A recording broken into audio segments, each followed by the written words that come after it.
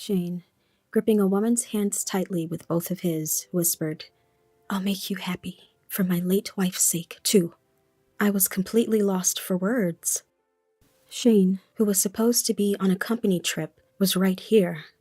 Moreover, he had lied and was proposing to another woman. To my astonishment, that woman was Agnes, a classmate from high school. "You prankster! I got my revenge," she exclaimed.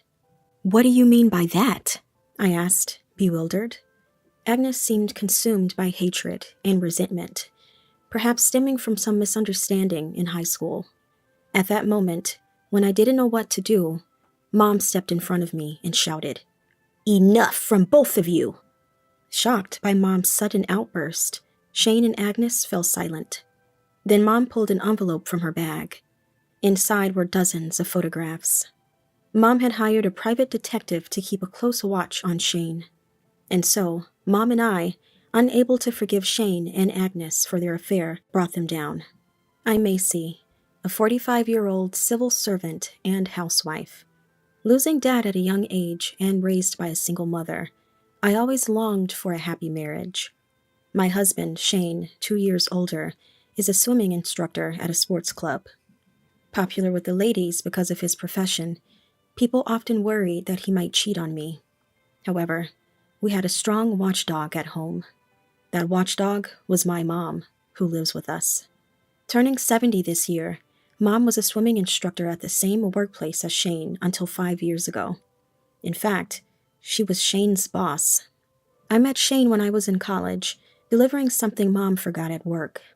It was love at first sight for me, and Shane seemed quite interested when I made the first move. We started dating and got engaged when I graduated. "Because of my job, I have irregular hours, so I want to settle down rather than be in a relationship," was his proposal. However, Mom didn't seem too happy about our marriage. So, we didn't have a wedding ceremony. I always wondered why Mom couldn't be happy for my happiness. But once we had a son, she was overjoyed at her grandson's birth.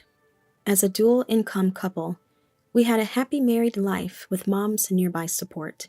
3 years ago, we started living with Mom, 2 years after she retired. It was around the time our son graduated from high school and started living on his own. Mom suggested we move in with her at her house. That's when I noticed changes in Shane. Changes I probably wouldn't have seen on my own. After we started living with Mom, Shane began spending more time away from home. Perhaps he felt awkward around Mom, his former boss. Mom, who had lived independently and freely until then, suddenly wanted to live together, which honestly surprised me. There might be a deeper reason behind it. Mom continued visiting Shane's workplace as a member, even after retiring. I worried this might make Shane feel pressured both personally and professionally. "Mom, wouldn't it be better to go to a different sports facility for exercise?" I suggested gently. Mom, avoiding eye contact, replied, "No, I get a family discount there, and I know a lot of the members. It's always fun when I go." Mom's evasive manner made me feel like she was hiding something. "Mom, what's wrong? You've seemed off lately." "It's nothing. More importantly, Macy, have you been talking properly with Shane lately?" Her question made me think. Indeed, I realized that recently. Shane and I hadn't been talking much. Was Mom's distant behavior due to her concern about this? "Mom, were you worried about us?" "I'm sorry for making you worry, but it's okay." I reassured Mom, not wanting her to worry unnecessarily. Then, a few nights later, after taking a bath, I was heading to the bedroom when I heard voices in the living room. It was Mom and Shane talking. I was about to join them, but sensed a tense atmosphere and decided to listen from the door. Mom was asking Shane something in a hushed tone, inaudible to anyone else. "Are you really not involved with that woman?" Who was she referring to? Shane replied in an annoyed tone, "Nothing's going on. Geez, mother-in-law, you're so suspicious." "Really? I trust you. But remember, if you make Macy cry, I won't let it go." I sensed something from Mom's words. Maybe Shane was having an affair. That might explain why Mom had been acting like she was hiding something. Annoyed, Shane retorted, Enough already. There's nothing between her and me. Shh, keep your voice down. What if Macy hears? I felt like I had overheard something I shouldn't have. Quietly, I left without them noticing. The existence of her, mentioned by Shane, troubled me. I couldn't get it out of my head and suffered through days of agony. But life went on as if nothing happened. Or rather, I pretended I hadn't heard anything. At work, I often found myself lost in thought. My colleagues, noticing my lack of energy, expressed their concern. Even when asked, I couldn't confirm Shane's infidelity. So all I could say was, "Sorry, I've been distracted." Several more months passed. Every year in June, the sports club where Shane works closes for 4 days for cleaning by contractors. During this closure, the staff go on a 2-night, 3-day company trip. Shane was unusually cheerful while preparing for this trip. "Shane, you seem really excited. Are you looking forward to this trip so much?" I asked. He jumped a little, startled. "What? You surprised me, suddenly talking like that." Sorry about that." I hadn't spoken to him suddenly enough to warrant such a reaction. Perhaps our reduced conversations or timing issues were to blame. I didn't think too much about Shane's response. On the day of the trip, after Shane left early in the morning, Mom spoke to me. "The company trip coincides with the weekend this year, Macy. Since your husband is away, why don't we, mother and daughter, enjoy ourselves for a change?" "That sounds good. Let's do that." Then Mom opened a flyer. It was for a fancy restaurant nearby. "Actually, I've made a reservation for 2 for tomorrow night. Let's treat ourselves to a little luxury." I was surprised Mom had prepared all this. It was a restaurant I'd always wanted to try, so I was looking forward to it. But when the day came, I was about to witness an unbelievable scene. As we entered the restaurant, a waiter led us to our table. There was a secluded window table, partitioned off. There, in a familiar suit, was a man I recognized. It was Shane. Why was he here when he was supposed to be on a company trip far away? He hadn't noticed Mom and me yet. As I was about to call out to him, Mom firmly grabbed my arm and held me back. Looking closely, Shane was with someone, partially hidden by the partition and hard to see, but it seemed to be a woman. Shane was staring intently at her. Then he said something unbelievable. "It's been 5 years since I lost my wife." "Have you had a hard time? Are you starting to think about your own happiness now?" The woman's voice could be heard. But whose wife had died? "Yeah. So, would you consider marrying me?" Shane asked. "Me? Really? With your popularity, I thought you could have someone younger." "No, you're the only one for me. Marry me." Shane proposed to her. Why? When he has a wife and me? The woman, overwhelmed with happiness, was audibly crying. "If you're okay with me, I'd be delighted." Then Shane tightly gripped the woman's hands with both of his and whispered, "I'll make you happy, for my late wife's sake." I was utterly confused. Looking at Mom, I saw her frowning deeply, glaring at Shane.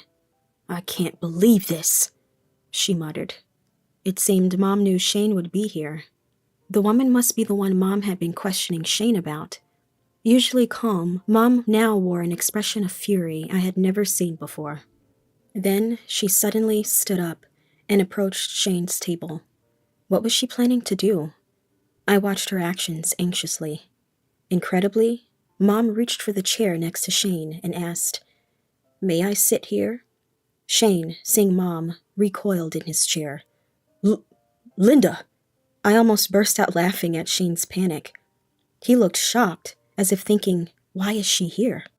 Mom then turned to the woman with Shane. "You're the one who joined the sports club for a short while about 3 years ago, right?" "So what if I did?" the woman retorted. I quietly approached from behind Mom and was shocked when I saw the woman's face. Agnes?" It was Agnes, a classmate from high school. We weren't close, but Agnes would come to me when it suited her, like when she wanted mediation with a boy I was friends with. She was always a fair-weather friend. Shane turned at my voice, looking even more startled.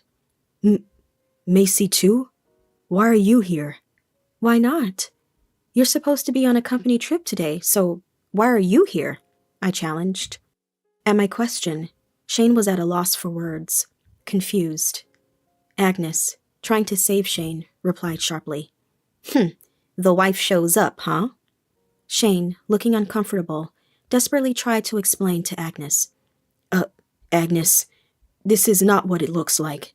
I know everything already. Huh? Shane seemed panicked, realizing his lie about being a widower was exposed. But Agnes already knew it was a lie, seemingly having played along deliberately.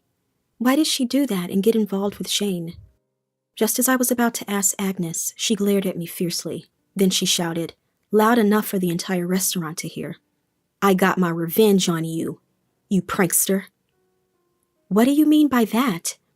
I was momentarily baffled. I hadn't taken anything from Agnes. Seeing my stunned expression, Agnes raised her voice even louder. Stop pretending you don't know, you liar. Agnes yelled with such force that I stumbled backward and fell. What are you talking about? Explain it to me, please, I asked, fearfully mustering my voice. This wasn't just about Shane's infidelity anymore. I racked my brain about high school memories with Agnes.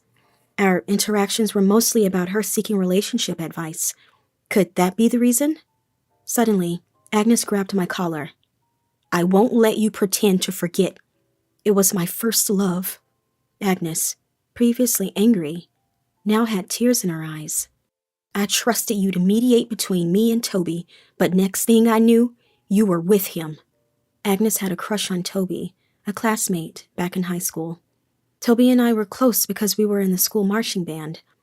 Agnes had asked me to mediate between them. It's not like Toby and I were dating. Don't lie. Macy, you said you'd mediate, but then you acted like his girlfriend. I was a fool to trust you. That's a misunderstanding. I tried to clear it up, but Agnes interrupted. Macy, you think it's natural for any guy to be drawn to you because you're friendly. And now, you have such a handsome husband. But you're wrong to think all good men are yours. Agnes seemed consumed by hatred and resentment, perhaps stemming from a high school misunderstanding. Listen, Toby was troubled by your persistent advances. I was just giving him advice. Toby was troubled by Agnes's persistent advances and had asked for my help. But rumors spread that Toby and I were dating, started by girls who were close to Agnes. Bringing this up now might complicate things further. Shane, overhearing our argument and seemingly forgetting his own infidelity scene, commented nonchalantly. Yeah, Agnes, Macy always acts high and mighty, playing the good girl. I don't have any love left for Macy. What? I was shocked to hear Shane's true feelings about me. Overwhelmed, I collapsed on the spot. Shane and Agnes, seeing this, ostentatiously cuddled up to each other. Yeah, you're too good for someone plain like Macy. I approached Shane for revenge, but now I've lost interest in such a woman, right? That's right. You've been single all this time, and despite being the same age, you're much younger and prettier than her, Shane said. Really? I'm so happy. I couldn't marry because of this liar, but now I finally feel happy. The two of them were being affectionate right in front of me. The wife. I was completely at a loss for words. At that moment, when I didn't know what to do, Mom stepped in front of me and shouted, Enough from both of you. Startled by Mom's sudden yell, Shane and Agnes fell silent. Then Mom pulled an envelope from her bag. Inside were dozens of photos. Mom showed one to Shane, asking him seriously, Shane, all these are pictures of you and that Agnes woman entering a hotel. The other photos indeed showed Shane embracing Agnes as they entered a hotel. Shane, panicking, grabbed the photos. When did this? He tried to crumple the photos. Agnes stood beside him, looking arrogant. Mom glared at Agnes accusingly. When you joined the sports club 3 years ago, you were overly friendly with Shane, weren't you? So what if I was? No, just wondering. It seemed like you were targeting Shane from the beginning. Was that the case? None of your business. Agnes's brazen attitude infuriated me. But Mom shook her head at me, indicating I should let her handle it. Mom turned back to Shane and Agnes. Shane, do you understand why I started living with you 3 years ago? Shane, silent and looking down, seemed to realize something. Then Mom explained why she retired from the sports club 5 years ago and continued as a member. It was to keep an eye on Shane, suspecting his infidelity. Shane had always been popular with female staff and members, even after marriage, and seemed to enjoy the attention. Shane has been like this since he joined the club. I hoped he changed after getting a family, which is why I opposed your marriage, Macy. I remember telling Mom about marrying Shane. That's why she didn't look happy. Shane had been a doting father, seemingly family-oriented, even if he was popular outside. But things changed 3 years ago, when our son left for university. Shane started spending less time at home. Mom then looked at Agnes. Agnes, since you joined, Shane's behavior changed. He used to enjoy special treatment, but suddenly he became quiet, which seemed even more suspicious. Mom had been suspicious that Shane was having an affair with Agnes for some time. That's why she moved in with us, to keep an eye on Shane, and even hired a detective. Mom, these photos are from the detective you hired, aren't they? Yes, I made sure you wouldn't notice. As Mom and I were talking, Agnes suddenly burst into laughter. That's some extreme overprotectiveness for your daughter. Be quiet, Mom snapped back, causing Agnes to momentarily shut up. Then Mom, facing Shane with a stern expression, asked, After all my warnings not to make Macy cry, why did you get involved with this woman? Shane, glancing at Agnes, answered Mom's question. It was boring with Macy. Boring? Yes. I was never confident about supporting a family. You know the pay in this industry is low, right? So I thought marrying Macy, a public servant, would ease our living conditions. How is that relevant? We just don't get along. Maybe it was a mistake to choose a woman based on conditions alone.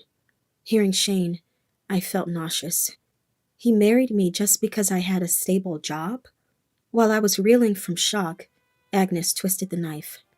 That's right. Macy has always been just a boring, serious person. No wonder Shane got bored. Agnes seemed oblivious to her position. Furious, I yelled at her. Agnes, do you even understand your position? How dare you act so high and mighty after stealing someone's husband? Yes, we'll demand compensation from you for the affair, Agnes. Yikes! Agnes shuddered at the mention of compensation for the affair. It's a just consequence for her actions as the other party in an affair. Agnes, you may have thought this was revenge against me, but legally, I have the right to claim compensation for the affair. Agnes probably hadn't thought things through. However, she couldn't escape the consequences of her actions. I told them I was considering divorce and would demand compensation from both Shane and Agnes. Shane, seemingly coming to his senses, asked, Wait a minute. What about my life if I divorce Macy? Obviously, you'll have to leave.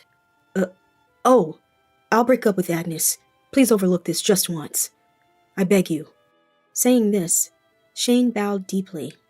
Agnes looked at him with a surprised expression, seemingly in panic. Wait, what are you saying? What about me? I was planning to leave Macy for you. I even quit my job for this. What? You thought we live off my earnings alone? That's impossible. Shane and Agnes, who had been so close moments ago, were now arguing fiercely. It's astonishing how money can sway people's hearts. Put your quarrel aside for now. If you're saying you won't divorce or pay the compensation, I'll have no choice but to take this to court, I said. At my words, Agnes's face turned pale, and she hurriedly fled the scene. Hey, wait! Shane tried to follow but was stopped by the waiter, reminding him that he hadn't paid yet. With no other options, Shane turned to me again, bowing deeply. I was really wrong. You're the only one for me. I swear, I'll never cheat again. Please don't leave me. Shane, on the verge of tears, begged pitifully. The confident, handsome Shane was gone, leaving only despair in me. Why did I ever marry such a man? Refusing to forgive Shane, I filed for divorce. The divorce was finalized, but Shane said he could only pay the compensation in small monthly installments. Shane had a low income and lived a flashy life. Knowing his low income and lavish lifestyle, I wasn't surprised he had no savings. However, Mom, who still went to Shane's sports club, apparently told the staff about his affairs. The staff there are prohibited from having personal relationships with members. Even if a member had recently resigned, the club's policy remained the same. Even former members' details stay in the records for 5 years. Mom seemed to have spread the word about Shane's affairs among the other members. It turned out Shane wasn't only involved with Agnes, but had affairs with several younger female members. It was a classic case of walls have ears. In a job dealing with many customers, bad deeds don't go unnoticed. Shane, caught for his numerous affairs, was fired. He then contacted me, asking to wait for the divorce compensation payments. But showing sympathy would mean my defeat. Mom and I went to Shane's apartment and demanded that he pay the full amount immediately, even if it meant borrowing money. If he couldn't pay, I threatened to take him to court again. Shane retorted as if fighting back. "It's not my fault I lost my job. Macy's mom snitched on me."